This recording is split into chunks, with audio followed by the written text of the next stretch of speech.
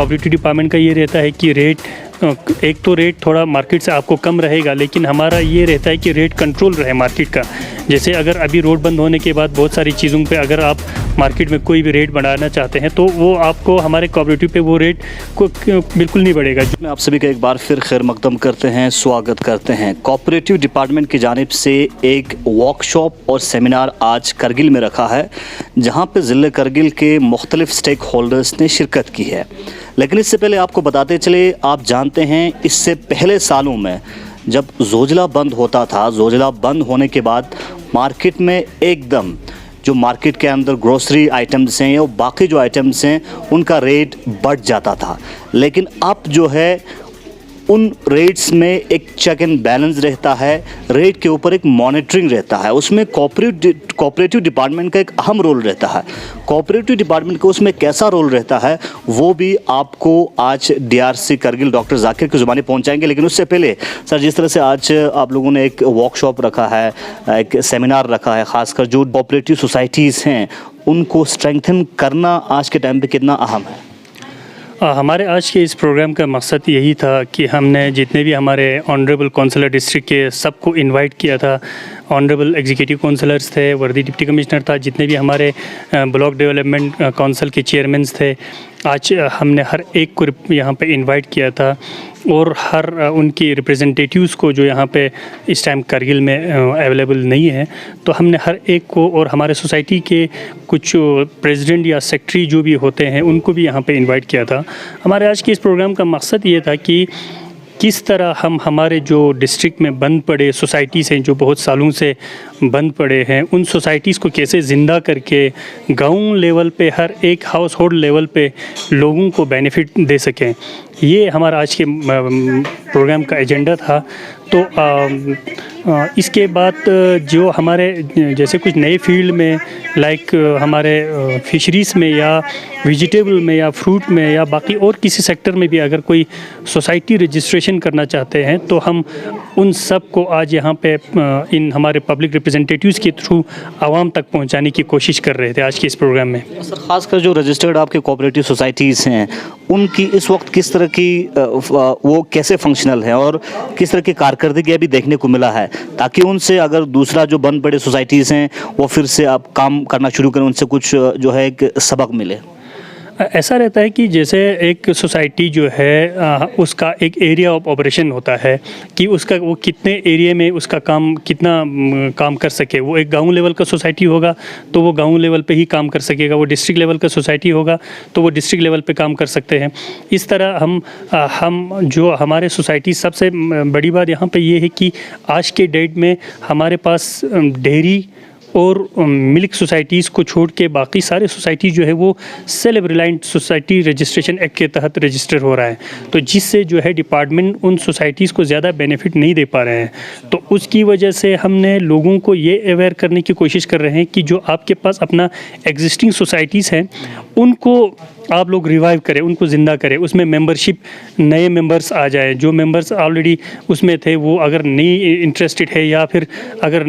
वो है नहीं है तो फिर उनमें नए मेंबर्स लाके उन सोसाइटीज़ को कैसे हम ज़िंदा करें। तो ये हमारे आज के प्रोग्राम का मकसद था, ताकि जो है जो पुराने सोसाइटीज़ है वो 1989 एक्ट के तहत रजिस्टर हुआ है, तो आपको अभी जो सोसाइटी रजिस्ट्रेशन होगा वो सेल्फ रिलायंट के तहत होगा, उसमें डिपार्टमेंट का कोई ज़्यादा उसमें कंट्रोल नहीं रहता है। 1989 के हिसाब से नहीं होगा? जी, 1989 के हिसाब से नहीं होगा। उस हिसाब से हम आज पब्लिक रिप्रेजेंटेटिव्स के थ्रू आवाम को पहुंचा रहे थे कि ये मैसेज कि आप अपने जो एग्जिस्टिंग सोसाइटीज़ है उनको ज़िंदा करें। यानी जिन लोगों ने 1989 एक्ट के तहत सोसाइटीज़ रजिस्टर किया है उसको डिपार्टमेंट की तरफ से बहुत सारे जो है फैसिलिटीज़ डिपार्टमेंट दे पाते हैं, तो उस वजह से आप लोगों को आगाह कर रहे हैं। जी, वही है। हमने जैसे हमारे पास जो 1989 सोसाइटीज़ रजिस्ट्रेशन एक्ट के तहत जो हमारे पास जो अभी फंक्शनल सोसाइटीज़ है, इसमें से बहुत सारे सोसाइटीज़ को हमने मिल्क वैन दिए हैं हमारे सोसाइटीज़ को। हमने हमारे जो हर एक ब्लॉक लेवल के सोसाइटीज़ को, बड़े बड़े सोसाइटीज़ को हमने उनको कंप्यूटर्स दिए हैं, हमने उनको ऑफिस के लिए टेबल्स, ऑफिस चेयर्स दिए हैं। इस तरह के बहुत सारे बेनिफिट्स हम दे सकते हैं। हम जैसे उनको अगर वो बैंक से लोन लेता है वो गांव में सोसाइटी चलाने के लिए, तो हम उनके बैंक का जो इंटरेस्ट है वो तक डिपार्टमेंट जो है यहाँ से दे देते हैं। तो अभी कौंसल सब्सिडी के तहत भी हमने जो सोसाइटीज़ जिनको कोई अगर कुछ लॉस हुआ होगा, जैसे हम विंटर में बहुत ज़्यादा स्टॉक करते हैं, डिपार्टमेंट के ऊपर रहता है कि स्टॉक करें अच्छा सा, ताकि जो है लोगों को कोई कहीं अगर रोड ज़्यादा देर तक बंद रहा तो उस हिसाब से जब हम स्टॉक करते हैं तो, लेकिन बहुत सारी चीज़ें बाद में एक्सपायर हो जाते हैं, सेल नहीं हुआ तो अगर टाइम पे रोड खुल गया तो उन चीज़ों का जो सोसाइटीज़ को लॉस होगा वो हम सारे जो है उसमें रीइंबर्स करने की कोशिश करते हैं। हमारे पास मैनेजरल या इंसिडेंटल सब्सिडीज़ आ जाते हैं, कौंसल सब्सिडी के तहत हमने वो भी सेंक्शन हुआ है। तो इन चीज़ों को हम जो 99 एक्ट में रजिस्टर होगा उनको हम ये बेनिफिट्स नहीं दे पाएंगे। और दूसरी जानिब जिस तरह से सर अभी एक अहम रोल रहा है ख़ासकर कोऑपरेटिव डिपार्टमेंट का मार्केट के अंदर जो रेट के ऊपर मॉनिटरिंग करने के लिए, क्योंकि जहाँ जहाँ सुपर मार्केट्स आप लोगों ने खोला, क्योंकि सुपर मार्केट का चर्चा अभी बहुत आम है, क्योंकि सुपर मार्केट में जो प्राइसेस हैं वो काफ़ी जेन्युइन है और उस वजह से मार्केट में भी एक चेक एंड बैलेंस रहता है। तो सुपर मार्केट्स को कैसे ग्रो करना है और मार्केट के ऊपर इसका कितना इम्पैक्ट पड़ा है? हमारा जो 2 सुपरमार्केट अभी संक और करगिल में खुला है वो मैं बता दूं आपको, ये दोनों सोसाइटीज़ जो है पहले कोई ज़्यादा प्रॉफिट में नहीं थे, तो अब जो है हम सोसाइटीज़ जिस तरह का लोग उनसे फ़ायदा ले रहे हैं, एक तो सोसाइटी प्रॉफिट में अच्छे प्रॉफिट में जा रहे हैं, दूसरा जो है हमारा कोऑपरेटिव डिपार्टमेंट का ये रहता है कि रेट,